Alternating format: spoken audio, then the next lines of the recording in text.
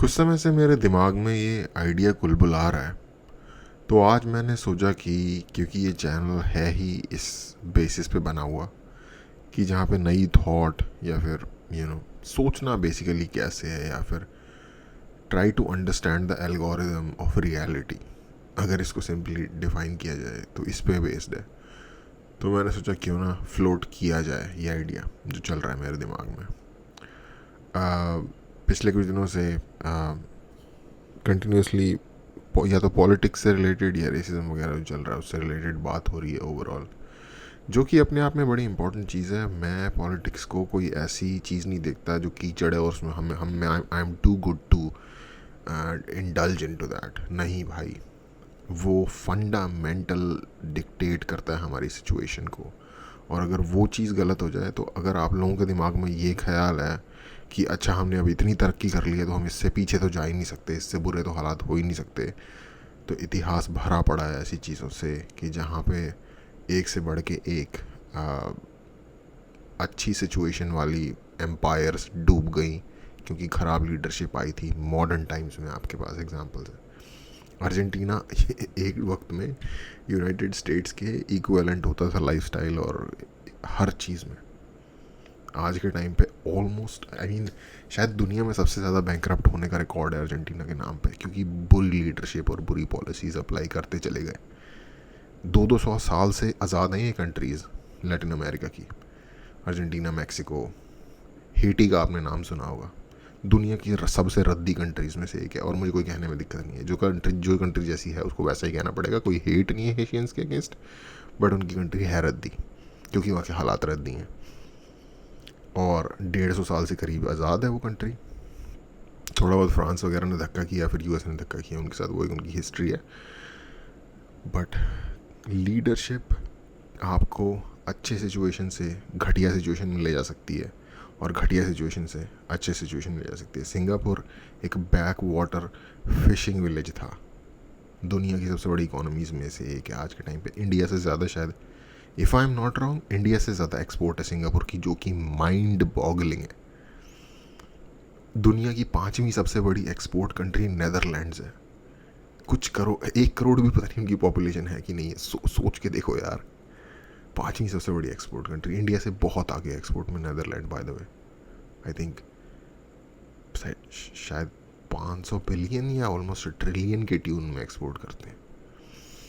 तो anyway, policies और politics बहुत मैटर करती हैं, और इसलिए जब हम एक इंसान जो कि अपने आप को लीडर क्लेम कर रहा है उसको ऐसी बातें करते हुए सुने कि भाई या तो अपना माथा पकड़ लें या तो उसका फोड़ दें, समझ में नहीं आ रहा, तो बात करनी पड़ती है उस बारे में। इनफैक्ट मैं जिस इंटरव्यू का कल जिक्र कर रहा था उसको मैंने शायद पूरा देखा नहीं था पहले। अब मैंने उसे पूरा देखा तो मैंने कहा भाई तो कुछ भी नहीं है वे इसके ऊपर तो अभी 4 दिन और बात हो सकती।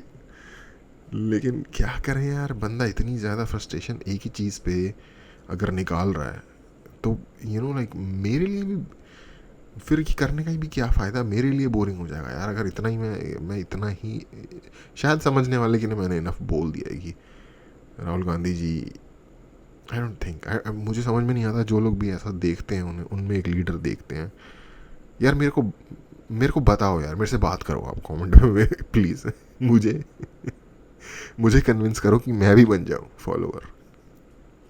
क्योंकि छोड़ो यार, वो एक डिफरेंट टॉपिक है। हम आज की बात पे आते हैं। बड़ी लंबी मैंने वो ले लिया, क्या कहते हैं, डिटूर ले लिया। तो जो टॉपिक मेरे दिमाग में कुल बुला रहा है वो ये है।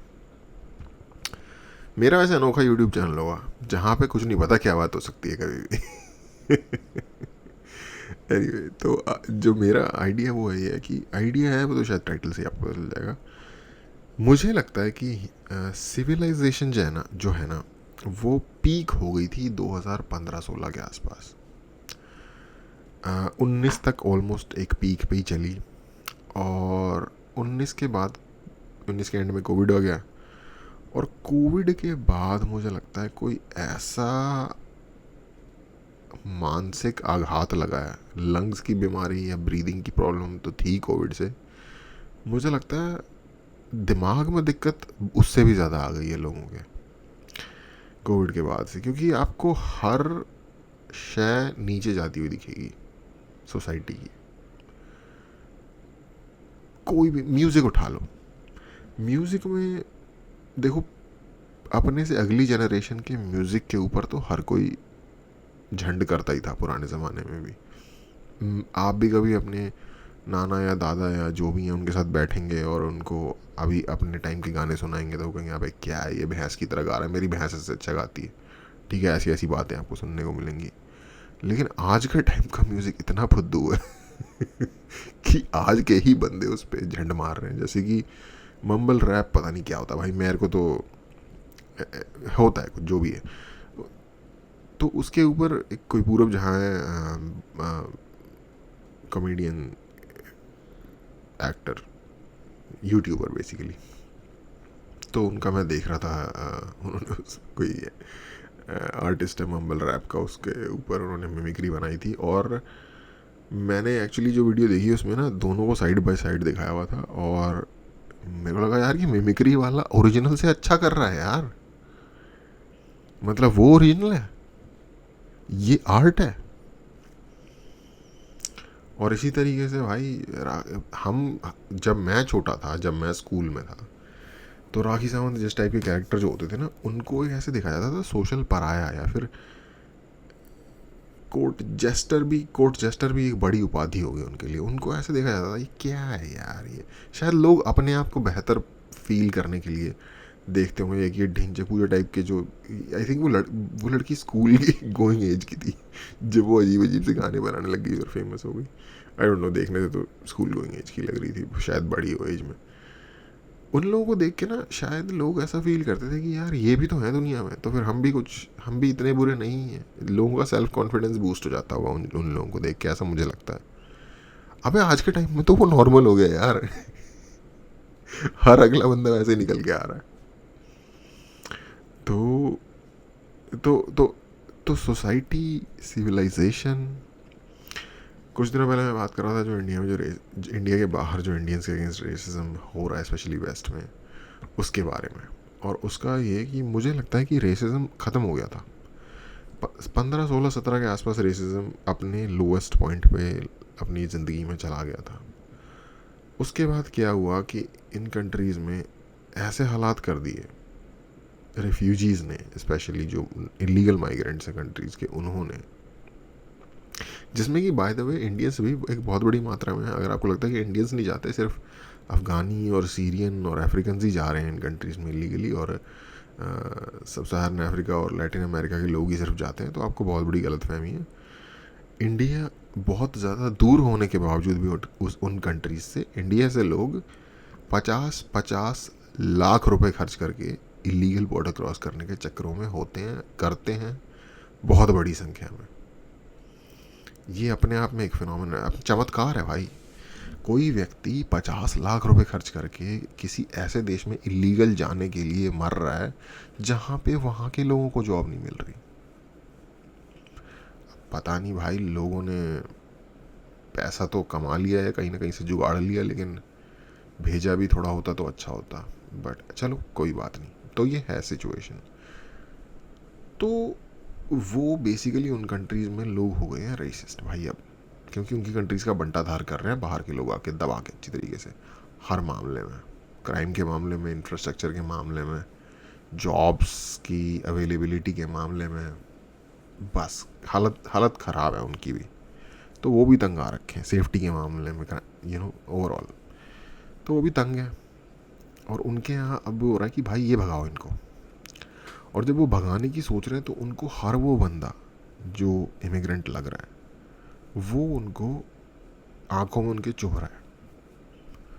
और फिर इसमें ये हो जाता है कि फिर जब सोशल मीडिया और ट्विटर का जो रिवॉर्डिंग सिस्टम इन्वॉल्व हो जाता है ना किसी चीज़ में, तो चाहे उस चीज़ की सेंस बन रही हो या ना बन रही हो, लोग बहुत करते हैं उसे।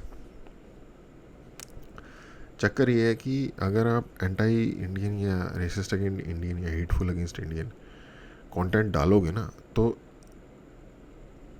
वो लोग भी उसे देखेंगे जिन्हें वो कंटेंट पसंद है, और वो लोग भी उसे देखेंगे जिन्हें वो नहीं पसंद, जो कि एक बहुत बड़ी संख्या में, जो कि इंडियन ही है। तो आप या तो उनको देख के गाली दोगे या उनको देखोगे एटलीस्ट, या आप जो भी है, किसी तरीके से उनका जो कंटेंट है वो एक रीच लेगा और उन्हें उसका रिवॉर्ड मिलेगा।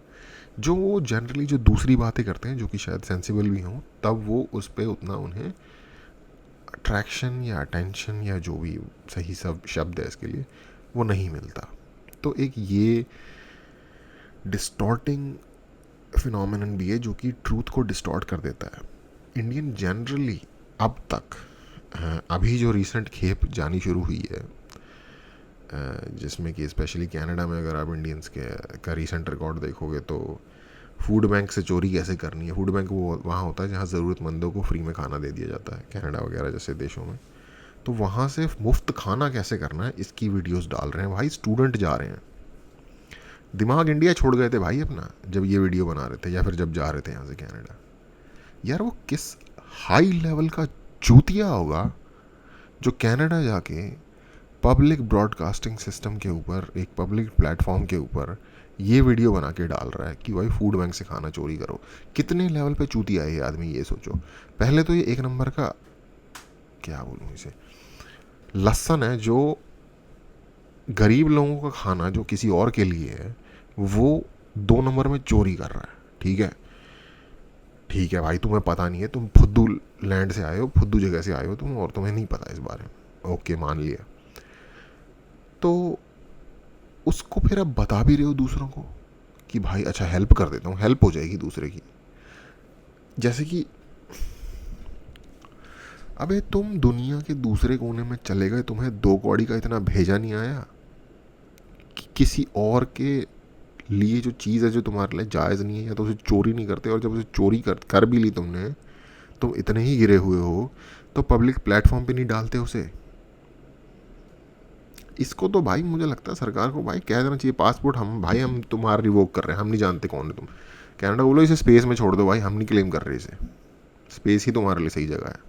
एलियन लेवल का ही माइंड है भाई तुम्हारा, क्योंकि खैर छोड़ो, अपना खून जलाने का क्या फ़ायदा। तो खैर ऐसे ऐसी चीज़ें हैं।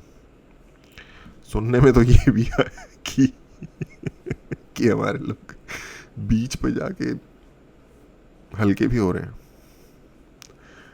तो अब भाई ये काम तो दिल्ली में नहीं है, बहुत अच्छे ठीक ठाक जगहों पे होते हैं यार। तो ये काम हमने कनाडा में शुरू किए हुए हैं, अगर ये सच है तो तो, तो क्या करें लोग भाई।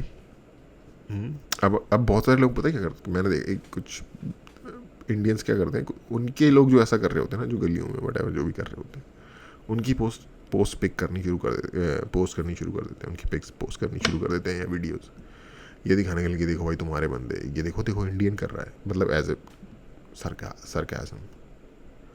अबे उनका बंदा अगर वहाँ कर भी रहा है, वो मेंटली अनस्टेबल है, जो भी है, वो इमिग्रेंट नहीं है जो इंडिया से गया है।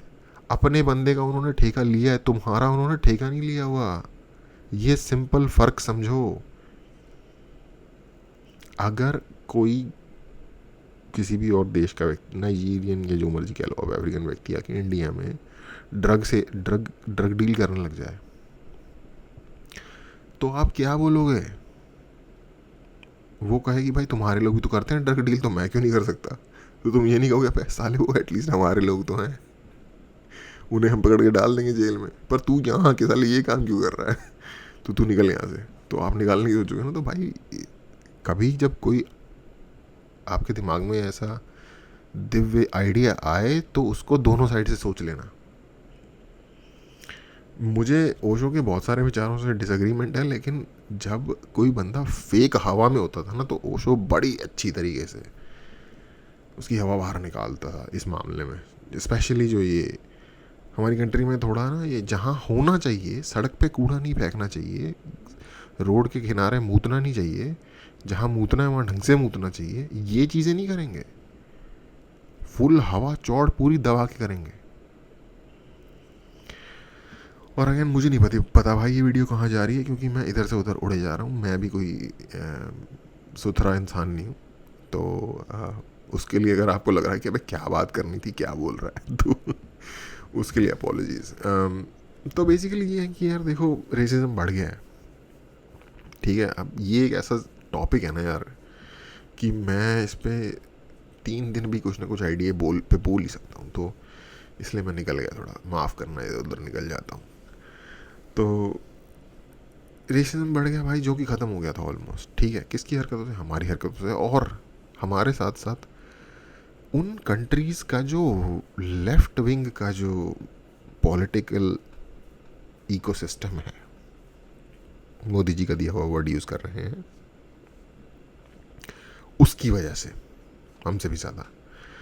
क्योंकि उन लोगों ने वहाँ एक ऐसा सिस्टम बना दिया है कि अगर मान लो कोई अफ्रीकन जाता है, कोई इंडियन जाता है, कोई कुछ भी जाता है वहाँ पे, क्राइम करता है, इलीगल जाता है, तो पहले ये था कि या तो उसे निकाल दिया जाता था कंट्री से, कुछ गलत काम करता पकड़ा गया तो, या तो फिर कोई सज़ा हो जाती थी। अब वहाँ सज़ा ही नहीं होती, ध्यान ही नहीं देते भाई। $1000 के नीचे की चोरी की है तो फिर तो चलो कर लो, कोई चक्कर नहीं। अब वहाँ का एक आम बंदा वो कह रहा है यार मेरी कंट्री में मुझे ही रिप्लेस कर रहे हो, मैं काम कर रहा हूँ, टैक्स भर रहा हूँ, स्टोर में जा रहा हूँ, सामान खरीद रहा हूँ, ये बंदा आ रहा है बाहर का बंदा, ना कोई पेपर ना सिटीजन, इसको आप होटल देते हो रहने के लिए, स्टोर में आके सामान चोरी कर लेता है $1000 के नीचे गए। ठीक है, तो मैं फुद्दू हूँ। और अगर आप उसकी जगह होते तो आप भी यही कहते। उसका मैं आपको सबूत दे देता हूँ। इन कंट्रीज में जो सेटल्ड इंडियंस है ना, वो उन्हीं राइट विंग के साथ, राइट विंग क्या यार, नेशनलिस्ट बोलना चाहिए, वो उन्हीं नेशनलिस्ट के साथ है। यूके में एक टॉमी रॉबिन्सन नाम का बंदा है, टॉमी रॉबिन्सन, जो भी है, उसने एक रैली निकाली थी जुलाई में, एक भी बहुत बड़ी, जुलाई के एंड में थी, 27 या 28 जुलाई को, जब ये राइट्स हुए थे, इससे पहले की बात है यूके में। तो भाई बहुत सारे इंडियंस भी थे उसकी रैली में, क्योंकि वो इंडियंस जो हैं वो वहाँ पे काम करते हैं, पैसा कमाते हैं, गवर्नमेंट को टैक्स देते हैं और एक्सपेक्ट करते हैं कि उनके टैक्स डॉलर सही जगह पे लगें। एक सर्टन लेवल की कंट्री में safety, society, law and order, cleanliness, organise traffic, civil liberties, civil services available हों। उनको नहीं चाहिए कि सड़क के ऊपर भाई मतलब एक ख़ास किस्म की सर्विसेज ऑफर करी जा रही हों, ऊपर हाई, ऊपर तो नहीं कह रहे, हाई जाने की या फिर लो जाने की, मतलब समझ जाओ आप खुद ही। ठीक है, क्योंकि भाई उनको अपने बच्चे के लिए, एक बच्चों के लिए एक स्पेसिफिक सेफ एनवायरनमेंट चाहिए ना, किसी को भी चाहिए होगा, किसी भी डिसेंट इंसान को जो फैमिली में बिलोंग करता है, कुछ भी है, उसको चाहिए होगा। तो इंडियंस भी उसमें पीछे नहीं है। तो भाई रेसिज्म बढ़ रहा है, एक बात की 100 बात, आई मीन 100 बात की एक बात।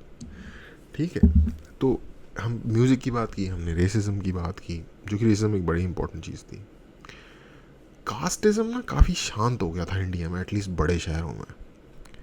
अब आप देखोगे लोगों ने बाइकों, गाड़ियों के ऊपर ना अपनी अपनी कास्ट लिखवा रखी होती है। ये काम शुरू किया सबसे पहले पंजाबी मूवीज़ में, जो जट जट जट जट जट, और इसकी एक्चुअली एक संगतार है, संगतार नाम का आई थिंक कनेडियन सीख बंदा है, वो बड़ी अच्छी कॉमेडी करता है। वो पंजाबी गानों की पैरोडी बनाता है, वो कहता है ऐसा गाना शुरू होता है जट जट जट जट जट जट है। मतलब क्योंकि मैं भी यही सोचता था यार, पंजाबी गाने अगर बनाने हो तो कुछ, अगर आपके पास सर्टेन कीवर्ड्स हैं तो आप एक सर्टेन म्यूज़िक लेके आप कंप्यूटर में ही डाल के बना लोगे यार, क्योंकि जट तो एक पक्का ही है, जट दी फलाना, जट दी ढिमकाना, कुछ ऐसे डाल दो। तो जिन लोगों ने शुरू किया, उसके बाद भाई मैंने शायद दिल्ली में सबसे पहले ऑब्जर्व किया था, लोगों ने वीर गुज्जर लिखना शुरू कर दिया था। तो गुज्जर लोगों ने भी कहा कि हम भी पीछे थोड़ी है किसी से हैं। तो उसके बाद फिर आ गए राजपूत, उसके बाद फिर आ गए आपके जाट, उसके बाद आ गए ब्राह्मण। भाई ब्राह्मण भी किसी से पीछे नहीं है। उसके बाद भाई आई डोंट नो, ज़्यादा बोलूँगा तो शायद पंगा ना हो जाए। समझ जाओ बस, है तो मतलब सब आ गए उसके बाद, धीरे धीरे सब मतलब अपनी प्रोफेस करने लग गए अपनी जाति की जो आइडेंटिटी है, कास्ट। तो भाई और सरकार तो पॉलिटिक्स जो है ना इंडिया में, उनको चाहिए वोट, और वो रिजर्वेशन को शायद संविधान की जितनी बातें होती हैं उससे शायद एक थोड़ी सी ज़्यादा ही बातें होती होंगी रिजर्वेशन के बारे में। कुछ चीज़ें सीक्रेट हैं हमारी कंट्री में, गांधी जी, संविधान, रिजर्वेशन, इस तरीके की कुछ चीज़ें हैं। सब में इनमें आपको प्रॉब्लम मिल जाएगी, सभी प्रॉब्लमेटिक है इनमें से। लेकिन जो है सो है, अब क्या कर सकते। तो ये चीज़ बाहर वापस आ गई। आपको अब दिखेगा भाई, लोग लिखते हैं अपनी अपनी गाड़ियों वगैरह पे, जबकि आज से 20 साल पहले मैं जब स्कूल में बड़ा हो रहा था ना भाई, किसी को किसी से मतलब नहीं था कौन सी कास्ट में है बंदा। और मैं एक सरकारी स्कूल में पढ़ा हूँ दिल्ली में, बहुत ही सरकारी में भी वो स्कूल यार, बस बस चल रहा था। किसी दिन स्कूल में डिफरेंट किसी किस्म के हेल्थ डिपार्टमेंट या किसी लोगों ने आके उसे बंद नहीं करा दिया, ये बहुत बड़ी बात है। खैर, तो वहाँ पे भी कभी कोई कास्ट वगैरह की बात नहीं करता था यार। मैंने कभी नहीं सुना अपने स्कूल के दिनों में कि कास्ट की बात हो रही है। मुझे सिर्फ कास्ट के बारे में पता चला है जब मैं स्कूल से बाहर आया हूँ और कॉलेज एडमिशन्स वगैरह की बात हो रही थी, तब उस लेवल पे जाके फिर पता चला अच्छा कास्ट का ऐसी नहीं होता। क्योंकि स्कूल लेवल पे शायद इस तरीके का as far as I know कुछ होता नहीं है। मुझे कोई फीस नहीं करना पड़ा सरकारी स्कूल में। तो यार जिस स्कूल में मैं था वहाँ तो मुझे लगता है कोई बकरे को लेके आता तो बकरे को भी एडमिशन दे देते, गधे को लेके आता उसको भी दे देते। तो ठीक ही चल रहा था, हो गया काम किसी तरीके से। तो ये चीज़ भी वापस आ गई है, कास्टिज्म। और कास्टिज्म गवर्नमेंट की ने तो पूरा दबा के रखी हुई थी, जो कि रिजर्वेशन का सिस्टम है इंडिया में, उसकी वजह से। बट अब लोग as a proud, like Pakistan में एक मूवी बड़ी फेमस है मौला जट तो उस तरीके से मौला जट बन रखे हैं सब इंडिया में आजकल। तो म्यूज़िक देख लो आप। ये देख लो बॉलीवुड में लास्ट ढंग की मूवी कब बनी है, मैं नहीं सोच पा रहा। ये अगर कभी कोई ढंग का स्टेप दिशा में लेने की कोशिश भी करते हैं तो हक देते हैं। अभी कल की मूवी बनी थी प्रभास की। प्रभास से याद आया यार भाई, प्रभास एक मेगा स्टार है इंडिया में। एक्टिंग उसे घंटे की नहीं आती, घंटे की एक्टिंग नहीं आती उस बंदे को यार। और वो बंदा भाई हंड्रेड्स ऑफ करोड़ में पैसे लेता है। और लोग कहेंगे अब यार तुझे देखने जाएगा कोई, वो मूवी करता है, उसे तो पूरी दुनिया देखने जाती है, उसकी मूवी इतने करोड़ कमा। भाई करती होगी, यही तो बता रहा हूँ। चूतियों की मौज है हमारे देश में, यही बता रहा हूँ। चलो यार गालियाँ खाने के लिए तैयार प्रभास फैंस अगर, चलो जो भी है। तो मूवीज़ में हम बहुत ही चूतिया लेवल का प्रोडक्शन दे रहे हैं, ठीक है। महाराजा मूवी आई थी, मैंने बात भी की थी, मीडियोकर मूवी है यार वो। बहुत ही सिंपल स्टोरी है, ठीक है। ऑलमोस्ट अगर आप में से किसी ने भी कोरियन मूवी है ओल्ड बॉय नहीं देखी, आपको पता होगा, बहुत सिमिलर स्टोरी है। जिस कोई भी आराम से बता सकता है ओल्ड बॉय से इंस्पायर्ड है, ठीक है। सिर्फ टाइमलाइन का थोड़ा सा हेरफेर किया है, जो कि कोई भी एक स्क्रीन प्ले लिखने वाला व्यक्ति या स्क्रीन प्ले अरेंज करने वाला, स्टोरी लाइन अरेंज करने वाला व्यक्ति बहुत बड़े आराम से कर सकता है। It's not mind boggling. इस तरीके की चीज़ों में अगर आपको असली में माइंड बॉगलिंग करनी है तो मोमेंटो देखो, जिसके ऊपर साउथ में एक फिल्म बनी थी और जिसके ऊपर फिर गजनी बनी थी। क्योंकि अगर आपको लगता है कि साउथ वाले कॉपी नहीं करते, हम साउथ से कॉपी करते हैं, पर साउथ वाले पूरी दुनिया से कॉपी कर रहे हैं भाई। वो भी कर रहे हैं अपनी जगह, वो अपनी स्टोरीज भी बना रहे होंगे, मैं ऐसी बात नहीं, बट वो भी करते हैं, मानो मेरी बात। तो जो ओरिजिनल मूवी है मोमेंटो, जो क्रिस्टोफर नोलन की आई थिंक पहली मूवी है, वो मूवी देखो, तब आप लगोगे अबे भाई हुआ क्या यार, समझ ही नहीं आया, राइट। जैसे माइंड बॉगल करने का शौक है, आपको डिफरेंट तरीके से भी हो सकता है। बड़ी स्ट्रेट लाइन स्टोरी है। क्या नाम था यार क्रिस्टोफर नोलन की, क्रिस्टोफर नोलन कह रहा हूँ, क्विंटन टैरेंटिनो की मूवी है। मुझे नाम इस वक्त याद नहीं आ रहा। उसमें वो है यार किल बिल वाली लड़की, मुझे इस वक्त सारे नाम भूल गए मेरे दिमाग से। एनीवे जब नाम याद आएगा तो बताऊंगा। वो मूवी है, किल बिल की बात नहीं कर रहा, क्विंटन टैरेंटिनो किल बिल भी बनाई है, मैं उसकी बात नहीं कर रहा, मैं एक दूसरी मूवी पल्प फिक्शन मूवी, वो देख लो, हो जाएगा थोड़ा सा दिमाग एंड में भाई क्या हुआ है, राइट। बट मज़ा भी आता रहता है, ठीक है। तो डेविड फिंचर की मूवी है गॉन गर्ल, बहुत अच्छी मूवी है। फाइट क्लब बहुत अच्छी मूवी है। इन मूवीज़ को देखो, फिर आपको लगेगा यार ये क्या था। शायद दोबारा देखता हूँ ठीक से समझने के लिए। तो वो होती है मूवीज़ यार, वैसी मूवीज़ जब इंडिया में, अगर इंडिया में वैसी नहीं बनती तो इंडिया में एक फिर भी डिसेंट किस्म की रॉ ड्रामा तो बन ही सकता है ना। वो भी नहीं बनता, नहीं बनती ढंग की मूवीज़, तो वो भी चल। गुरुदत्त की यार फिल्में देख लो यार आप, क्या टेक्नोलॉजी लगी है उसमें भाई, मास्टरपीस है, आज के टाइम पे भी देखने लायक है अगर आपका टेस्ट है मूवीज़ में। तो उसमें फूड की क्वालिटी गिरती चली जा रही है। फूड का मतलब इंडिया में आज के टाइम पे फास्ट फूड का मतलब है जिस जगह पे भी चीज़ घुस सकता है घुसा दो, चीज़ ग्रेट कर देते हैं वो हर चीज़ के ऊपर। और मुझे समझ में ये भाई क्या, भाई 10 साल पहले कहीं चीज़ नहीं होता था यार, पिज्ज़े में भी चीज़ नहीं होता था 10 साल पहले तो इंडिया में यार। जब ये कहाँ से भाई चीज़ आ गया इतना सारा। उससे पहले इन्होंने मोमोज को तो क्या कर ही दिया था बैप्टाइज हमारे हिसाब से। तो फूड में भी गिरावट ही है, न्यूज़ में गिरावट, भर भर के इतनी न्यूज़, इतना इन्फॉर्मेशन, इतना ये वो इधर उधर से कि अब आपको समझ में नहीं आता कि सच कौन बोल रहा है झूठ कौन बोल रहा है। फैशन एक मेंटल असाइलम में जिस तरीके के कपड़े पहनाए जाते थे ना, वो लेवल का फैशन है। फॉलो किसको कर रहे हैं? सोशल मीडिया इन्फ्लुएंसर्स को, जो कि यार लिटरली लोग ऐसी हरकतें कर रहे हैं जैसी हरकतों पे पुराने ज़माने में 4 लोग पकड़ के झापड़ मारते, पुलिस को पकड़ाते, पुलिस 4 और झापड़ मारती और जेल में डालती। ऐसे ऐसे कांड करके लोग इन्फ्लुएंसर बन रहे हैं। जो बदमाशी, एक देखो यार, जो एक यंग लड़का होता है ना, अगर उसका थोड़ा सा भी लाइक खून गर्म है, तो 20-21 साल तक तो उसका जो मैं बदमाश हूँ, उसे अपने आप को ही वो बॉस समझ रहा होता है दुनिया का। पर फिर ऑटोमेटिकली जैसे आप 20 क्रॉस करते हो, 25 के आसपास आप पहुँचते हो, 25 क्रॉस कर तो आपको थोड़ी अंडरस्टैंडिंग होती है। फिर जब जो 25 से 30 का जो टाइम होता है ना, उसके बाद आपको रियलाइज होता है कि नहीं भाई, मैं एक बहुत बड़े सिस्टम में एक बहुत छोटा हिस्सा हूँ। और मैं तो छोड़ो, जो सच में बड़े बदमाश हैं उनके भी बाप बैठे हैं दुनिया में। तो बदमाशी से काम नहीं चलता।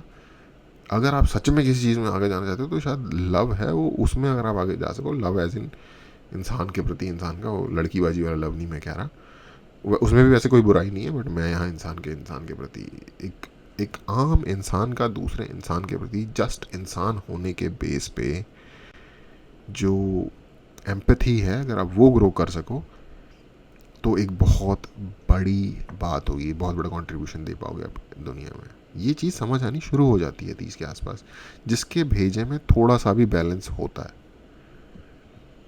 पर ऐसे ऐसे लोग देख रहा हूँ भाई, 40-40 साल के हो रहे हैं, बदमाशी के नाम पे सोशल मीडिया इन्फ्लुएंसर बने हुए हैं भाई, बदमाशी करके दिखा रहे हैं।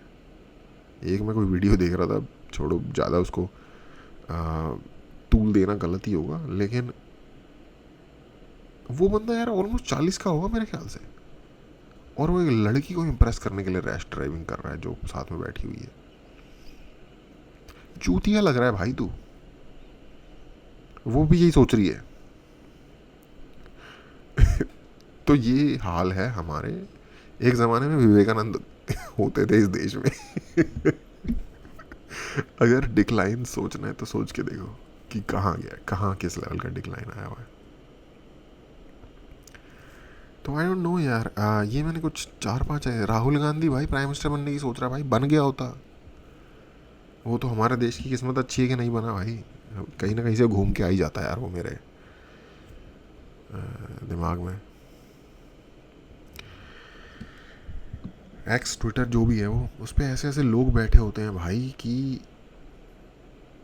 मतलब वो कह रहे थे इलेक्शन से पहले, इलेक्शन में अगर कांग्रेस हार गई ना तो हम नज़र नहीं आएंगे एक्स पे। और अब वो धड़ल्ले से अपने कमेंट कर रहे हैं। मैं उनसे अक्सर ये पूछने की कोशिश करता हूँ, भाई तुम तो जाने वाले थे, क्या हुआ? नाम बता देता हूँ यार, मुझे कौन सा डर है। रोशन राय नाम का एक बंदा है, एक और बंदा एक्समॉक्स सिलोन पता नहीं क्या है, एक बंदा कोई कपूर है, उसने उसका इंदिरा गांधी उसने फ़ोटो लगाई हुई है। एक बंदा है कोई रजत भंडारी है कुछ नाम है करके, ये बाहर होते हैं भाई साहब, शायद यूएसए में होते हैं, जहाँ पे भी होते हैं, इंडिया से बाहर होते हैं, और इंडिया को गालियाँ दे दे के इनका काम चलता है। जो बंदा भी इंडिया के बाहर बैठा हुआ है और बाहर वालों के सामने इंडिया को गालियाँ दे रहा है और कह रहा है कि मैं तो सुधार लाऊंगा, वो फुद्दू या तो खुद है या तो आपका काट रहा है, और बाहर वालों का भी काट रहा होगा और पैसे भी ले रहा होगा, हो सकता है एनजीओ भी चला रहा होगा इंडिया में डेवलपमेंट करने के नाम पे, बाहर वालों को बता के देखो जी बहुत बुरा हाल है हमारे यहाँ। ये सांप है लिटरली। वीरदास से ना मुझे और कोई प्रॉब्लम नहीं है, जो उसने इंडिया की अपनी जो वट जो उसने शो में बातें की इंडिया कर, भाई इंडिया में खड़ा होके चाहे और 100 चीज़ें गिना दे, अमेरिकन ऑडियंस को उस चीज़ का क्या बता रहा है? क्या करेंगे वो? यहाँ वोट डाल देंगे किसी के अगेंस्ट? यहाँ की लेजिस्लेटिव उसमें किस किस क्या करेंगे? इंडिया की जो रही सही थोड़ी सी इमेज है ना, जिसको जो एक हिस्टोरिकल की जगह है जिसके लिए घूमने आ जाते हैं, तो वो जो थोड़ा बहुत टूरिज्म से जो थोड़ा पैसा आता है वो भी आना बंद हो जाएगा। तो ये हमें आप डोज मत दो भाई, ये हमें आप फक्की जो होता है ना चूरन, ये हमें चूरन खिलाना बंद करो कि ये तो मैं कंट्री की डेवलपमेंट के लिए कर रहा हूँ, बाहर जाके बता रहा हूँ लोगों को। चूती अपना कैरियर बना रहा है तू, यहाँ कोई फुद्दू नहीं बैठा हुआ। और अगर जो करना है ना तो फिर यहाँ पे आके करो भाई, कंट्री के अंदर बैठ के वहाँ पे बात करो। बाहर वाले ने आके यहाँ पे कोई चेंज नहीं करना, वो हंसेंगे उल्टा और हंसते ही हैं, और हंसना भी चाहिए।